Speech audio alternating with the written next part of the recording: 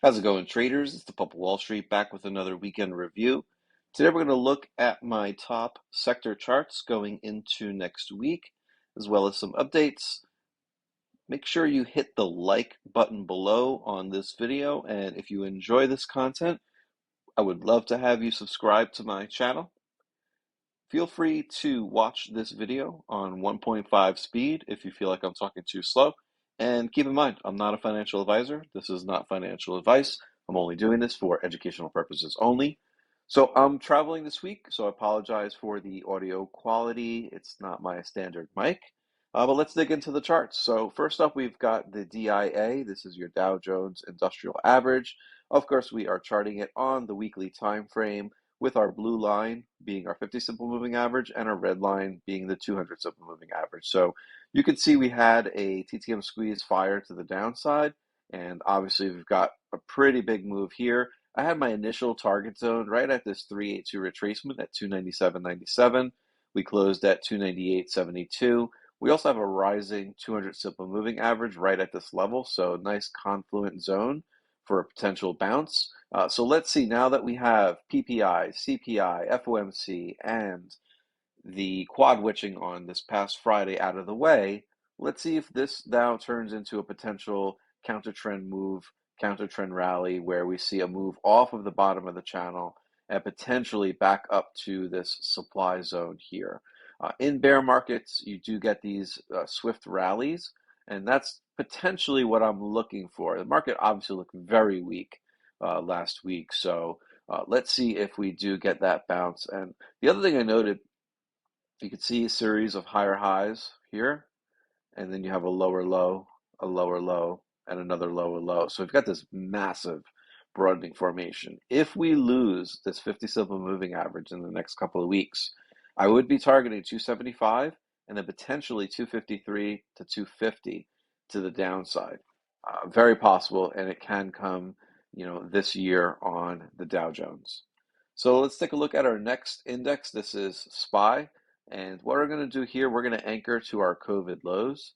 And again, we're watching this on the weekly time frame. So let's expand this a little bit here and take a look at the chart. So again, 200 simple moving average in red. Looks like that's potentially coming. We also have an anchored VWAP from the 2018 low right at that 200 simple moving average. That I think is going to act as a magnet. So I had our initial target zone at that 382 that we hit. Actually, we gap below that 382 last week. We tried to break above it, and then we couldn't, and then we just basically sent it right back down. And so that's why I had a second target zone. These gap downs, they love to happen in these waterfall markets. So that's exactly what we saw. I definitely feel like this target zone 2 should act as a bit better support. So a couple of reasons. Again, 2018 COVID low anchored VWAP, right at the 50 simple moving average, right at the 50% retrace, right at basically 350. Nice round number psychological support. If we do lose it, that's why I have a zone, because we do have these prior highs in the January 2020 high. This is the pre-COVID high that acted as resistance. We're going to watch to see if this acts as potential support. So if we don't rally off of this zone here, I would watch for a test at the bottom of the zone and then possibly counter trend move to the upside. Now, what I don't like about this, you have the high, and you have this initial low here. We just blasted right through that. So to me, this looks really, really weak. So I do expect in the coming maybe 2 weeks we should test this zone if we don't get a strong counter trend rally next week. All right, let's take a look at the Qs. Very similar story. Initially, I had this channel here,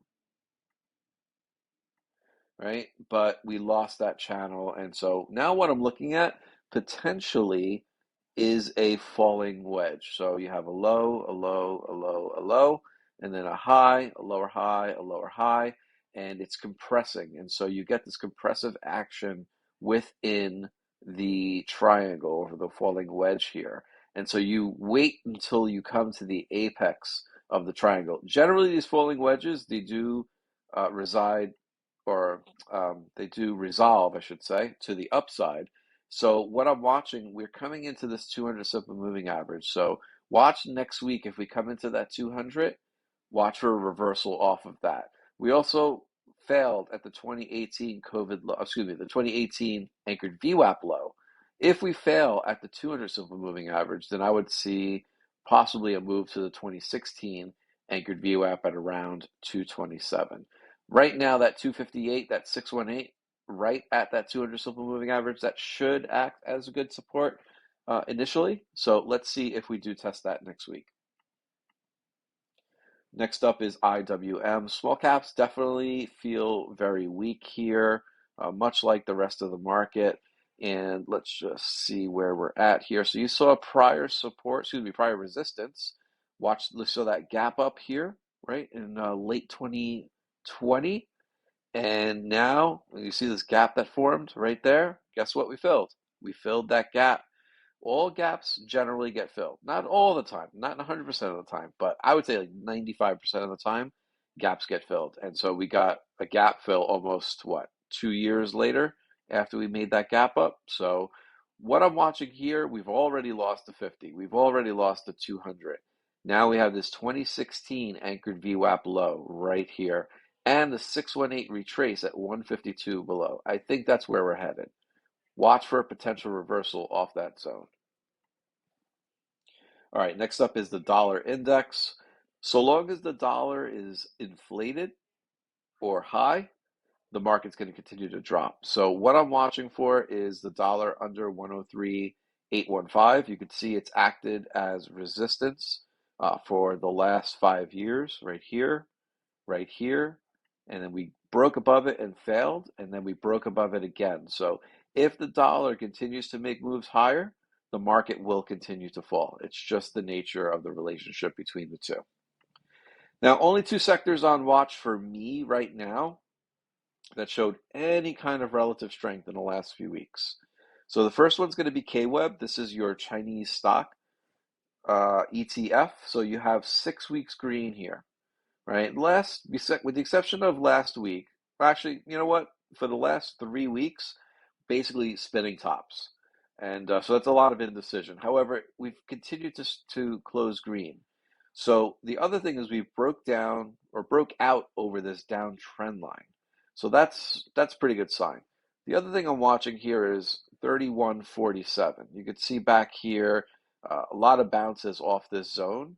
And so we're coming up to that zone right here. So if KWEB can close next week over 31.47, then I would keep a close eye on Chinese tech stock names like Techie, Baba, JD, Pinduoduo, Baidu, those types of names.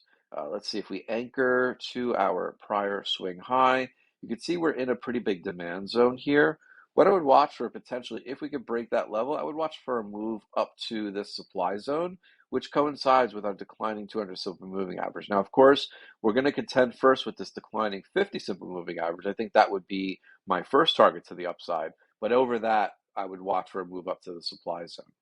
And then last but not least, the other sector that's looked kind of decent, when I say decent, I mean decent relative to the market. It's not like, this is just going up. So a couple of things that I've noted. We have a TTM squeeze setting up here, basically over the last 6 weeks. 200 simple moving average just has appeared within the last couple of months. So we're holding over that. That's a good sign. But we are under the declining 50 simple moving average, the prior swing high anchored VWAP, and the prior swing low anchored VWAP, which is your COVID low anchored VWAP. So what I would be watching for, let's get this up here, is a move over this level right here, because you just have a lot of noise. You've got supply, everybody who bought over here, and you have prior resistance. So TAN looks pretty good. This is your solar names: EMPH, SEDG, RUN, FSLR. What I'm going to be watching for is potentially a move over 78.35. I think a move over 78.35, we could see a bigger move up to 98, potentially up to $100. So those are the sector ETFs that I'm watching going into next week. let me know down in the comments if you have any questions. And again, if you can, please, always helps with the algos. Please make sure to like this video. And if you're not subscribed and you enjoy this content, I put out this video pretty much every week. So sometimes 2-3 times a week, depending on the nature of the market and if I feel like an update is warranted. So, oh, last but not least, got a nice squeeze setting up here on TAN. So that's why I really like this. I think potentially this has a nice move over 78.35. So in any event, enjoy the rest of your long weekend. Keep in mind the market is closed on Monday for Juneteenth. We will see you in the markets on Tuesday.